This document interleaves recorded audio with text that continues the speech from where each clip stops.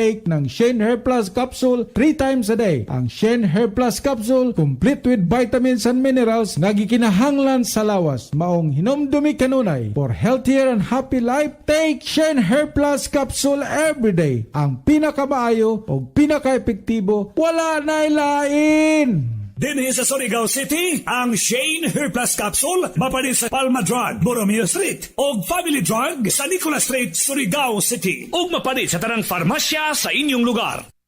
Pag matuod sa gahom sa kugot.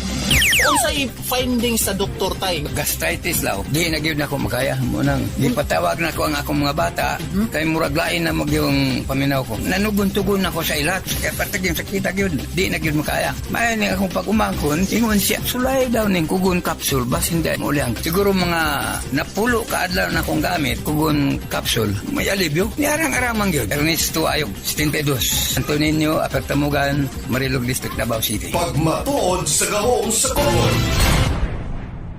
Mga higalang mag-uma, aniya na ang Piancor Ultra, ang pinakabagong post-emergent herbicide nga kayang patyon ang mga sagbot nga dili kayang patyon sa ubang herbicide.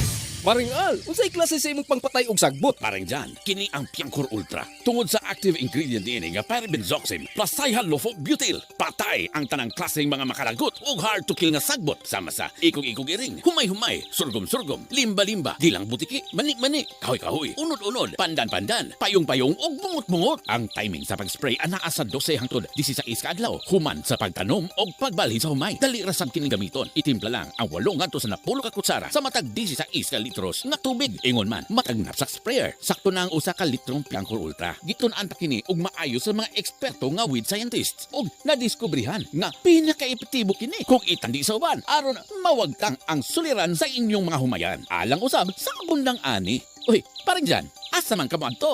Sa farm supply, mupalit ko Piancor Ultra. Ang Piancor Ultra, ginama sa LG Life Sciences sa Seoul, Korea o eksklusibong nagkan sa Aldis Incorporated ning nasod sa Pilipinas. Ang SED Liniment Oil nagatanyag kanato sa talagsaong mga sangkap nga oils nga napamatudaan nga maayo gayud sa mga nagkalaing-laing klase sa mga balatian sa lawas. Lakip niini ang methyl salicylate, ang oil nga responsable sa minty smell niini, ang camphor nga nagahatag og kainit sa mong haplas, ang menthol nga mo'y nakahatag og soothing nga kabugnaw niini, ug ang panyawan nga mo'y makatabang aron sa pag-alim sa mga balatian. Mao kana ang mga sangkap nganong ang SED Liniment Oil maayo sa mga balatian. Ug karon ang maong sangkap mas gipakus mas gi-improve ug mas gipadali ang pagtabang sa kayuhan. SED Liniment Oil, milagrosong haplas kini sa SED Marketing. Oy Marie, ikaw na? Kanindot ko ni mo pahiyom. Duda ko, na makiransure kang pare no. Nalipay gyud kaayo ko kay ang ako ang ginagamit nga Omega Plus nga karon new Omega Plus na. Mas gipadoble pa ang sangkap niini sa pareho lang gihapon nga presyo. Buot pasabot ani Marie, nga kining atong new Omega Plus grabe na ka-epektibo. Nagidubli ko ng strength gamit ka ni Marie nga food supplement. Labi na karon nga nagpadayon ang pandemic. Tinuod ka pare, ayaw na paglangan. Palit na sa new Omega Plus. The award-winning supplements from Clean Green, New Zealand Omega Plus ang support sa heart and blood system. Ang Lutein Plus ay 13 ka mga ingredients lakip ng vitamins A and C. Dili lamang kung maradyaw sa itong pananaw, nagsuporto sa binis sa ito intirulawas. Ning panahon nga dyari kita kuman sa COVID-19 pandemic, kinahanglan magpabilin kitang himsog inom sa Lutein Plus, Omega Plus, and Primrose Plus Soft Gel. Inintanan available din sa New Family Drug, Palma Drug, sa Aquarian Pharmacy. Kapi sa umaga, kapi sa tanghali, kapi sa gabi. Kapi sa umaga, kapi sa tanghali, kapi sa gabi. Hays, paulit-ulit na lang.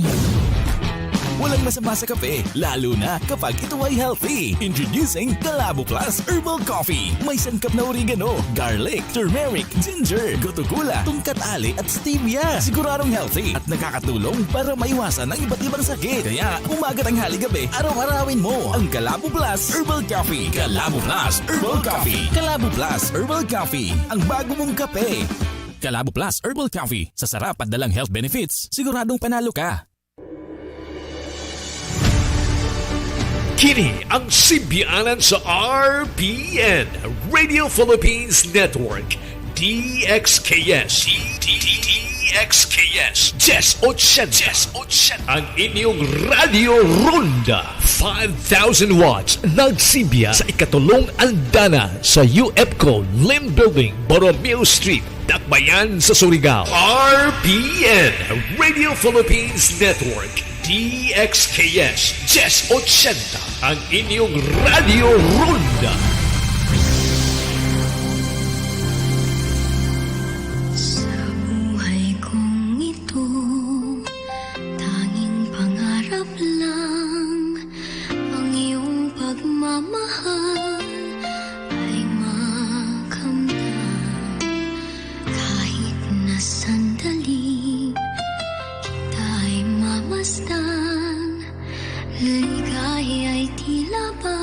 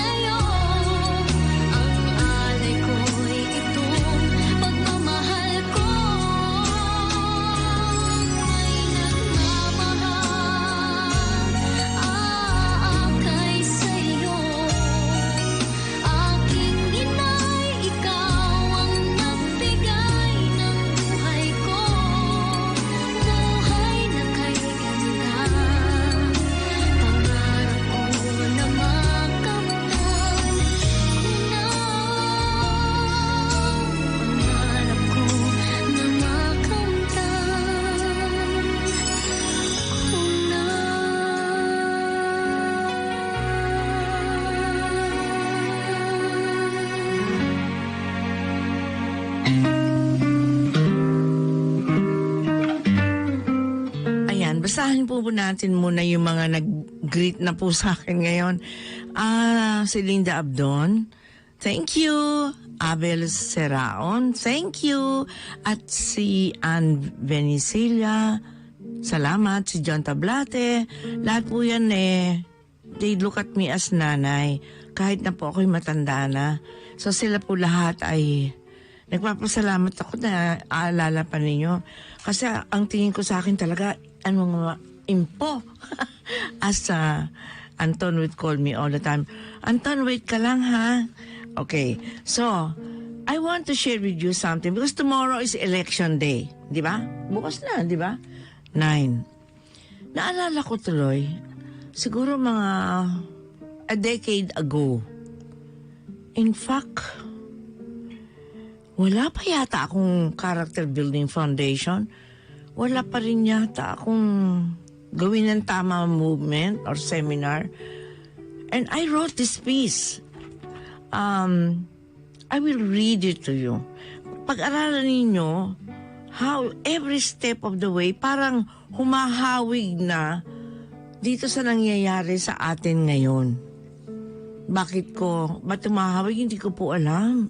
Basta I remember yung incident. Sabi ko sa mga staff ko noon, I had a full staff, and I said, nobody will bother me. I'm going to go inside my office because I will write. Yun lang, period. Di umupo na ako. Pagka po merong what we call throbbing of the heart, yung parang dinidiktahan na lang ako, mabilis akong sumulat. So, ito po yung sinulat ko nung araw na yon. Pakinggan niyo kasi at this time, itong article nito is actually parang sumusunod sa mga pangyayari na ngayon. Ha? There could be a little difference, but it's almost there.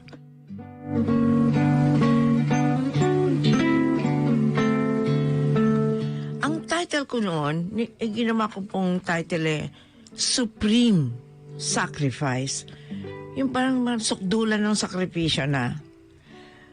At ang sabi ko noon, this scenario of change is based on 3 presumptions at that time. I wrote it. Okay. That the present administration will fall. Hindi ko matandaan sila mga presidente noon, no? Tapos, people will want a positive change. And that the people are willing to make supreme sacrifice to achieve this change. Kasi ang magbabago, hindi lang naman leadership, tayong lahat. Remember, our Constitution says, we, the people, tayo, okay. With the above presumption, we proceed. The fall of governance is being orchestrated by several groups whose alliances are temporary. Imagine, isn't this true today?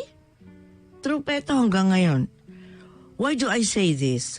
Because when you profile the active participants of destabilization, you will see clearly the personal agenda.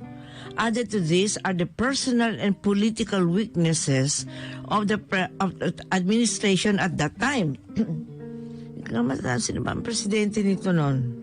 Hold lang kayo, parang hindi ko matandaan.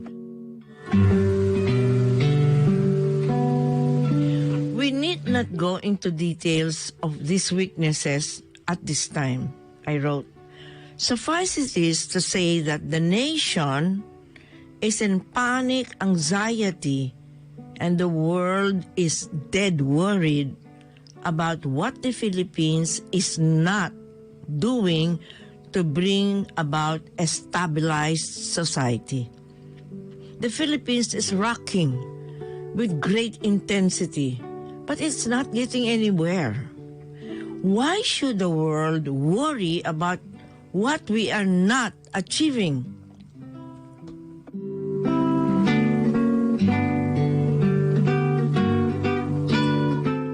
Because the Philippines, tiny as we are, is part of the scenario of the brotherhood of the civilized world. To be an effective player in the international scene, it is imperative that our country achieve a certain level of strength in its foundation and predictability in its internal growth when in turn makes foreign nation feel secure in dealing with us politically, commercially, and culturally. Kaya dapat may predictable tayo. But we were never predictable. In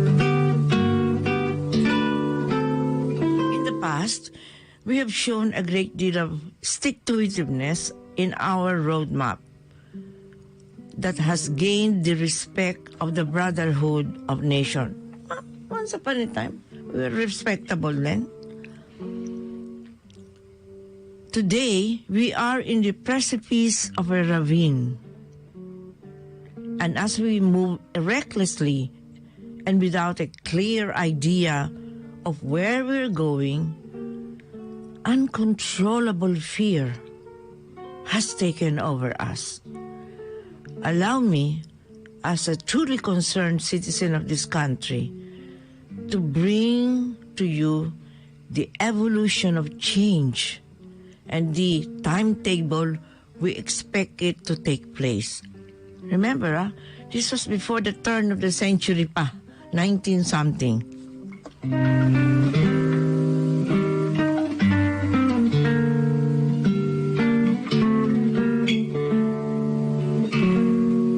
The following steps will only happen after the fall of that present government at that time, and that if it falls, because at the time I was writing it, I didn't know whether the administration at that time, which I can't remember anymore, will fall or not. At least 5 groups at that time are into technical alliances. Technical lang, pansamantala lang yan.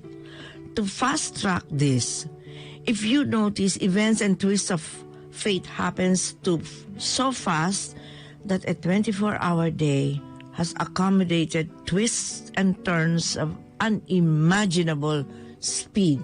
Mabilis ang mga pangyayari noong panahon na yon. Hindi ba ganun din tayo ngayon? The cause of all the attempts to grab governance, the cause of it at that time, I said, is greed for power and greed for money.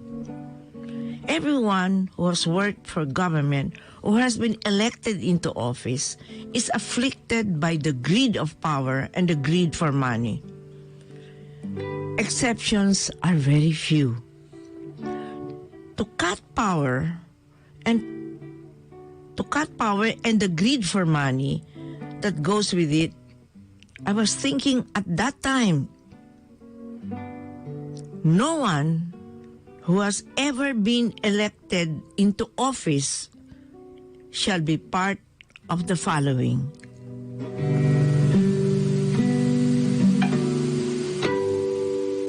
In the event that governance falls, a caretaker government should be in place. And that's what I was thinking at that time. The caretaker is about, I said at that time, 10 people to cover education, peace and order, economics, banking, labor, foreign relation, agriculture, transportation and communication, environment and natural resources, infrastructure, health and planning of a unilateral direction. Isa lamang ang roadmap natin, isang direction lang. At the time, I said, that's what I want.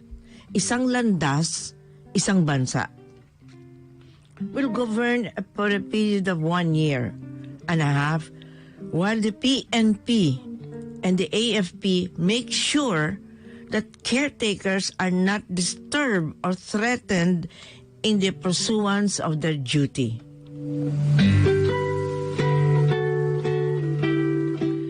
Caretakers shall come from private sectors that were never elected into office in the past governance.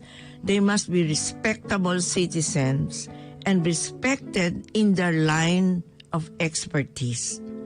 Yung kumbaga, sa Department of Education, talagang teacher yan, o yan ang pinag-aralan niya.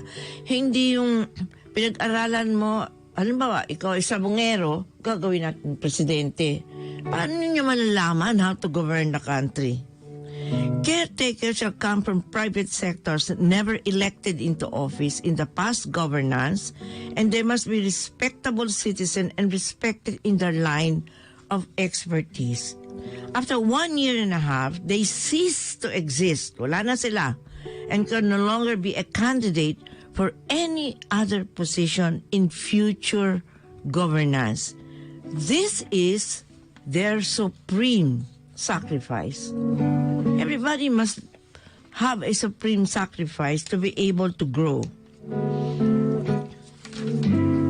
Simultaneously, with the caretaker, we will hold a constitutional convention for a period of 1 year. Where do we get the logistics? Where do we find the money? From the budget allotted to the House of Representatives and Senate. Our dear congressmen and senators will go on vacation. They come under the rule we just created. No one shall have been elected to office in the past administration. This is their supreme sacrifice. If you are a member of the caretaker government, you cannot be a member of the Constitutional Convention and vice versa. We are still cutting power to stop greed for power and money. Remember, the word greed connotes excessive, exorbitant, never-ending desire to stay in power to protect vested interests, which is basically money and all the excesses that it represents. Normal need for money and power does not go under this definition. If you are the head of the family, you have the power over the members of your family. If you work with a company, you must obey the rules of the company. Di ba? Ganon.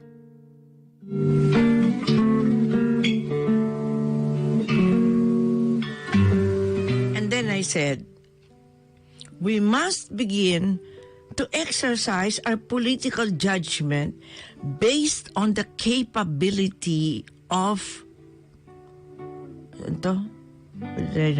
capability of people we elect, capability and not popularity. What follows is a referendum on the new form of government.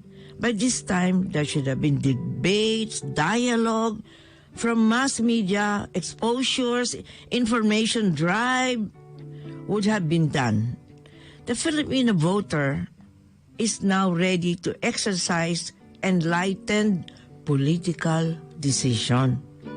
After the referendum, we are now ready to elect the members of the new government. Remember, I said no one has been elected into office during the past administration can be part of the new government. Stricto to talaga. And I said this is their supreme sacrifice. This is how we will cut power. In the meantime, the PNP and the AFP must seriously make surgical change within their institution. Power corrupts, and absolute power corrupts absolutely. This is their supreme sacrifice. What is my supreme sacrifice? It is my supreme sacrifice not to be part of the Constitutional Convention and the new government. Because I'm saying it because I just want to be into a new government. Remember, this was before the turn of the century. This way, you won't think I have vested interest in this scenario. I will continue to move forward with character building as long as the good Lord gives me strength and the means to pursue it. Everything must change. And at that time, my email was this one, which I don't use anymore. Now, That's a long time ago. Maybe there are some changes we can do about it. I'm not saying everything I said is absolutely right. I kept this afterwards. I kept it. I said I just wrote it and kept it. Nung nag-aano na ako ng mga sinulat ko, because I'm going to bind them into another crossroad book. Nakita ko yan. Sabi ko parang meron ng kamuka sa nangyayari ngayon. But it does not have to be a photocopy. You know what I mean? Because changes are happening every day. So, I looked at myself and I said, nagpa-research ako, ilan sa mundo natin ngayon, are undergoing military control? Kasi ano ba yung in-announce ni Presidente kahapon? Revolutionary government, di ba? May in-announce siya kahapon Pag nahuli daw tayo mag-cheat once again, magtatayo siya ng revolutionary government. Sabi ko, di control. So sabi ko, research. Ano ba yung mga countries in the world that are ongoing military control? This is now, today, by occupation. U.S. control of Guantanamo Bay. U.S. base in Iraq, U.S. base in South Korea, state of martial law, U.S. base in Japan, yung mga bases nila, Russian occupation of Crimea, Donbass, and Mariupol in Ukraine, Israel occupation of West Bank, East Jerusalem, and Gaza Strip, Turkey occupation of North Cyprus, and the occupation of northern Syria, UAE, United Arab Emirates, occupation of Scotra, Yemen. Now, by junta means military junta. Burkina Faso, Chad, Guinea, Sudan, Mali, Chad, Guinea, Burkina Faso, Myanmar, also what we call stratocracy. Note, Thailand's military junta ended in 2019. RPN Radio Philippines Network Radyo Ronda DXKS Surigao Member Kapisanan ng mga broadcaster ng Pilipinas. Atong oras, alas 10:30 pa, standby sa Lit the Public No, alas 11. Ang atong lawas ang ayang ampingan ug pabaskugon mao kanang ang said marketing. Magadalit ka nato nining pinasahing tulumanon. Aniya na karon ang Takna sa Kahimso. Takna sa Kahimso. Pinasikaran kini sa Kogon Herbal Capsule. Takna sa Kahimso. Higala, kumustag maing adlaw ka natong tanan. Welcome sa ato ang programang Takna sa Kahimso. Kini nga programa hatod ka nato sa said marketing. Ang eksklusibong tigapod sa Kugon Herbal Capsule ug uban pa nga mga herbal products. Karong adlaw ato ang sawan ang kasinatian sa atong usa ka igsuon nga atong tawagan karon, sinang Jenny Gisadyo. Ato ang tawagan. Okay, mga igsuon, mga ginikanan, palaran kita nga atong makauban karon ang atong usa ka igsuon nga taga Barangay Sasa. Ning ato ang siyudad sa Davao, waylain ko dili si Ma'am Jenny Gisadyo, usa siya kahilot. Ma'am Jenny, maayong adlaw kanimo, ma'am. Maayong adlaw po, sir. Okay, ma'am, namin nabalitaan, kumusta mo ron din murag na amin nadunggan nga murag gi-lockdown daw ang Sasa ning atong siyudad? Wala lagi, sir, gi-lockdown, sir, kay daghan kayong infected, sir. Na ay... Yan, naarami sa balay. Di may makagawas. Kinsay mo kauban ron din ma'am? Ang ako ang anak, sir. Unsay trabaho sa imong anak? Security guard, sir. Na ba mo yung mga silingan diya nga nagka-COVID na? Oo, naa, sir. Okay. Unsay Oo, ginahin? na nga, gi-lockdown. Oo, nag-lockdown ni kay naay among mga silingan, sir, ba nga nagka-infected da. Sa COVID, asa ba? Nasa inyong atubangan, sa kilid, sa likod sa inyong panimalay? Oo, nahan sa mo gamay, sir. Mga 5 ka balay, gikan sa mo, Pero, unsa man ang imong gigamit nga protection karon sa imong lawas, nang? Nagkuan ko, sir, og ganang panyawan gani, sir. Og ganang kugon. Kay naamang ko ko'y sakit sa kasing-kasing, sir. Unya, na po ko'y high blood. Unya, mo na nga, ang ako ang kidney pod, maapiktahan ba? nakadungog man ko aning panyawan o kanang kugon gani sir. Muto nagpapalit ko sa ko ang anak. Kumusta man ang imuhang paggamit sa Kugon Herbal Capsule, ma'am? Kumusta man ang imuhang Naarang-arang man ang akong gibati sir. Kay dili na kaayo magsakit ang ako ang kidney sir ba. Kunya ang ako akong high blood, murag ni ubos-ubos pod. Kapila na ka nag-inom sa Kugon Herbal Capsule, ma'am? Nakahurot na ko ano sir og mga pat gani ka napulo sir. Flap, upat ka flap. Oo, upat ka pat. Kapila ka mo inom sa kaadlaw, ma'am? Kaduha ko sir. Katong nagsisakit ang ako ang kidney sir.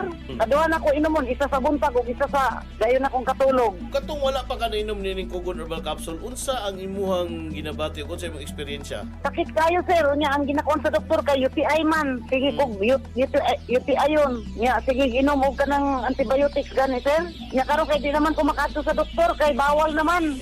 Tao na mag-adtor man ni sa SPMC nya karon bawal naman maadto sa SPMC. Nya nakadungog ko aning Kugon nga herbal capsule. Mo na nga gipapalit na ko ako ang anak-ana nya upat na kapad ang ako ang nahurot anak sir. Kumusta yung paminos imong lawas? Arang-arang naman sir, dili na gyud pareha sa una nga magsisakit ba ang ako ang kidney. Yamay na pud ang akong pag-ihi. Advice nimo din sa imong mga silingan nga gawas nga na kay kidney nya napagin yung pandemya karon mga panahon na. Tungod ba sa kuan man wala na kayo dinay kakulba ang imuhang palibot ron nga matakwir kani ni COVID? Kulba kayo sir oy. Kulba gyud guys sa tanan sir. Dapat dili gyud ka magkasakit tong panahon na kay wala kay doktor nga mo kuan sa imong sir. Kay ang ilang gi kuan na lang mga ospital dito nga na kuan na sa COVID. Kanang mga grabe na. Inya ka nang mag-adto ka dito mag-check up lang di ka na pwede. Muna nga kuan gyud ni aning Kugon o gining ni ang panyawan kay maura man ni nakaligyo sa ko ang lawas sir. Dili na kay nagasakit ang ako ang kidney unya kay ang akong edad 65 na ba ako karon sir.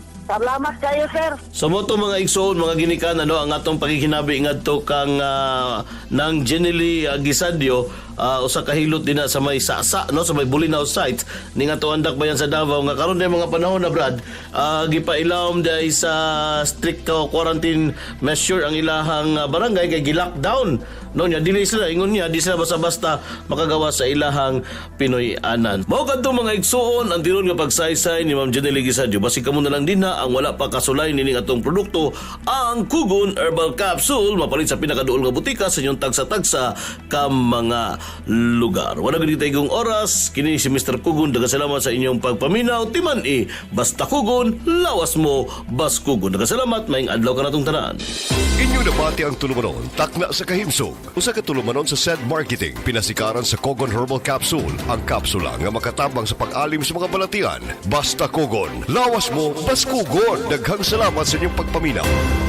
Nasayran sa medical research kang lifestyle. Usa sa hinungdan pag-develop sa taas nga presyon sa dugo. Usa sa mga simptomas nini ang pagpanakit sa ulo o pagkalipong. Ingon nini ang kasilatian ni Ginang Aida Miranda, 37 years old, gikan sa Purok 3, kanlanipa ning atong dakbayan sa Surigao. Malipong pagmumarka sa 160 or 100 ang presyon sa iyang dugo. Apan sukada ka tumar sa Shane Hair Plus Capsule, min-normal ang iyang blood pressure. Akong gibati, high blood, 160 over 110. Maglipong-lipong, mawaya ako pananaw, murag hubog. Maglisod pagpanaw. Nakaluyan man sa Ginoo, sukad pag-inom sa Shane Capsule. Kaluy sa juice na, normal na. Kung high blood, kuha na 110 ako, over 90. Sa karon dili na ko, maglipong-lipong, normal na, pananaw na ko. Epektibo gajud ang Shane Herbal Capsule. Dinhi sa Surigao City, ang Shane Hair Plus Capsule mapalit sa Palma Drug, Borromeo Street, o Family Drug sa Nicolas Street, Surigao City, o mapalit sa tarang farmasya sa inyong lugar. SED Panyawan Health Testimonies. Wala man iabot ako ang binuan nga paabot pagpa-check up na ako dili man ko buntis.